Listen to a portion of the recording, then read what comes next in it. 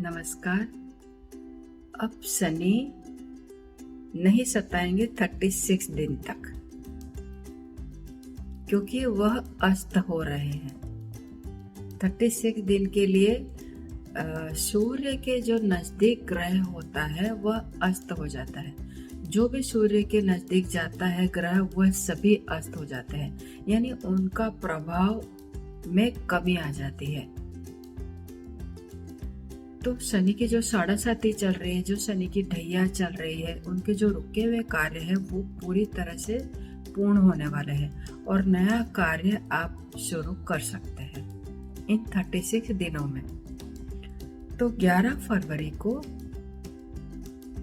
फरवरी 2024 में रविवार है। उस दिन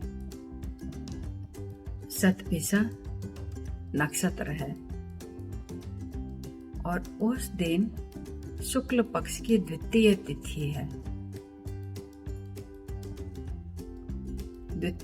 है और शतभिषा नक्षत्र है, शुक्ल पक्ष है। दिन बहुत अच्छा है, लेकिन शतभिषा नक्षत्र के जो देव है वो है वरुण देव और स्वामी ग्रह है राहु। तो शनि अस्त हो रहे, लेकिन उस दिन शतभिषा नक्षत्र के जो स्वामी ग्रह है राहु, यानी वो एक्टिव है। तो आपको सूर्य का उपाय करना होगा। तो मैं थोड़ा आपको इसके बारे में जानकारी देने के बाद मैं आपको इसका उपाय बताऊंगी। तो आपके सभी रुके हुए कार्य भी पूर्ण होंगे और आप आराम से अपना नया कार्य शुरू कर सकते हैं। तो सूर्य का वर्तमान समय में सूर्य देव आपको सबसे बड़ी राहत देने वाला है। सूर्य की वजह से वर्तमान समय में जिन राशि वालों को शनि की साढ़ासाती और ढैया चल रही है वो है मकर राशि, कुंभ राशि और मीन राशि। इनको साढ़ासाती चल रही है। और जो शनि की ढैया चल रही है वो कौन सी राशि है? वो है कर्क राशि और वृश्चिक राशि। इन दो राशि वालों को शनि की ढैया चल रही है।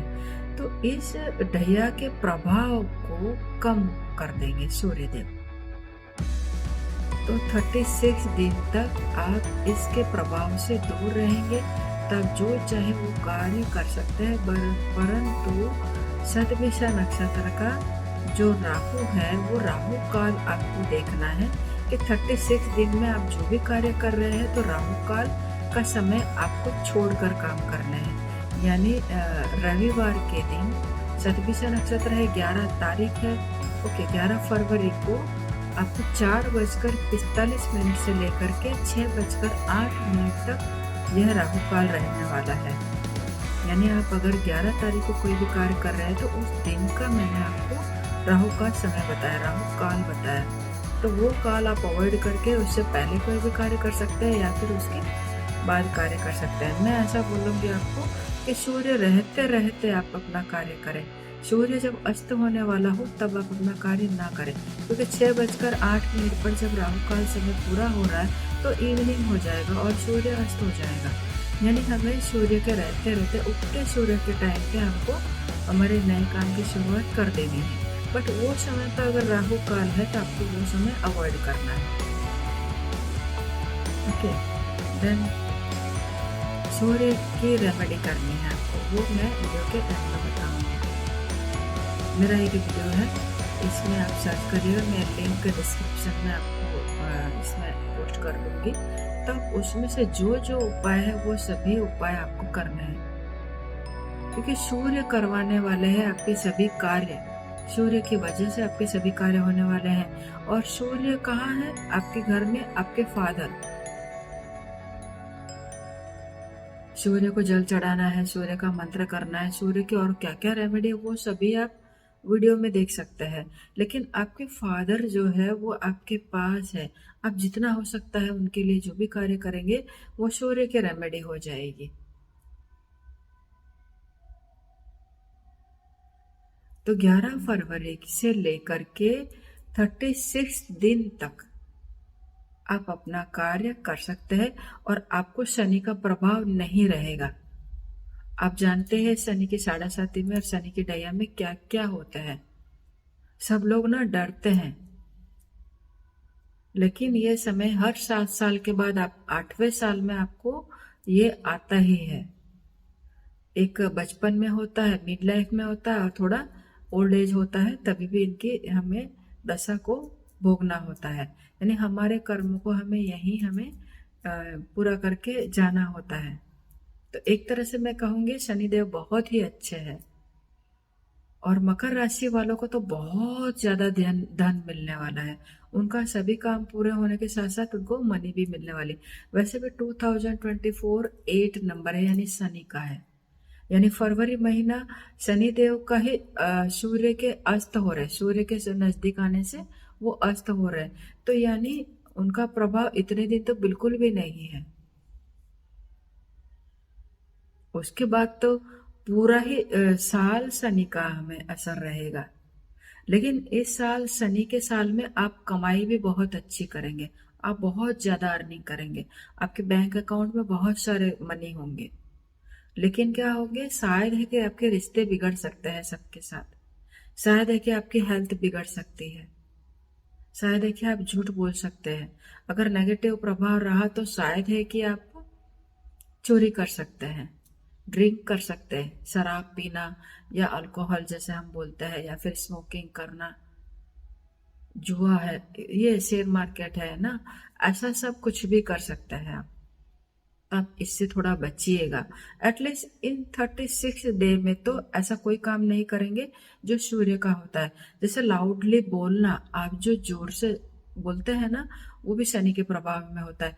क्योंकि ये जो आपका थॉट है, ये जो गला है, वहां पर शनि का स्थान है। लाइक शुक्र का स्थान हमारे हार्ट पर होता है, तो शनि का स्थान यहाँ होता है, सूर्य का स्थान यहाँ होता है, और चंद्र का स्थान यहाँ होता है।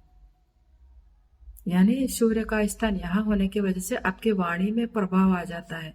आप बड़ों का मान सम्मान करें, थोड़ी वाणी धीरे रखें, तो आपको इसका प्रभाव पूरे साल कम होता हुआ दिखाई देगा। यानी उसका इफेक्ट आप पर नहीं आएगा। जो पैर जोर से एकदम तेजी से आवाज आए इस तरीके से जो रखते हैं, वो भी नहीं रखना है, क्योंकि आप शनि के प्रभाव में होते हैं।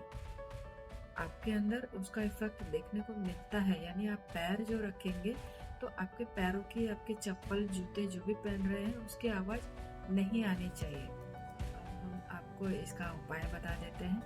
शनि जो अस्त हो रहे हैं तो उनका प्रभाव आप पर बिल्कुल नहीं रहेगा। तो आप पूरा ध्यान रख करके, आप शनि मंथर गति में जा रहे हैं। मंथर गति में यानी कि बिल्कुल ना के बराबर गति। तो इन 36 दिनों में आप याद करके ये ऊर्जा आप प्राप्त कर सकते हैं और आपके सभी काम पूरे कर सकते हैं। उसके लिए क्या करना है आपको, अष्टगंध के अंदर केसर को आपको बारीक पाउडर करके अष्टगंध में मिक्स कर लेना है, और उससे आपको गंगा जल मिला करके, और उससे आपको रोजाना तिलक करना है। एक हम लोग किस फिंगर से, सूर्य के फिंगर से तिलक करते हैं। सूर्य के फिंगर से यहाँ तिलक करना है। सूर्य के फिंगर से हमें शनि की जगह पर तिलक करना है, क्योंकि हमने सूर्य के प्रभाव में शनि को यहाँ भी हमने इफेक्ट दे दिया। यानी हमने शनि की जगह पर सूरज का एक तिलक किया है, और वो भी सूर्य के फिंगर से। वैसे रोजाना आप अगर तिलक करते हैं तो सनातन धर्म में हमारे मोदी जी ने ही कहा है कि सनातनी अगर आप है तो आपको डेली एक तिलक लगाना चाहिए।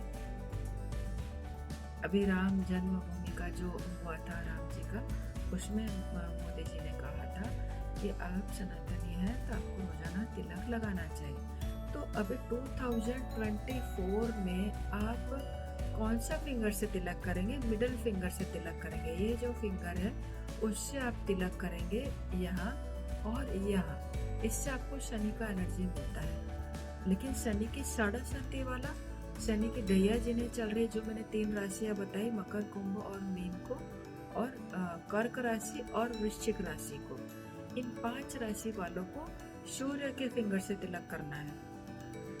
सूर्य के फिंगर से तिलक करेंगे, वही जैसा मैंने बताया, यहाँ और यहाँ।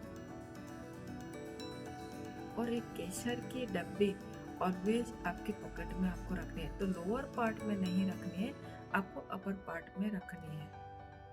आपका पॉकेट होता है या फिर पॉकेट नहीं है तो उसे किसी चीज से पिन अप कर सकते हैं, बट पिन लगाना भी शनि है, यानी हम मेटल भी ऐसे यूज नहीं करेंगे। आपके पास कोई ऑप्शन नहीं है, आपको पॉकेट वाले ही 36 दिन पॉकेट वाले ही शर्ट पहनने हैं और उसको आपको वहां पर कैरी करके घूमना है। और जो शतभिषा नक्षत्र है उस दिन शतभिषा नक्षत्र है।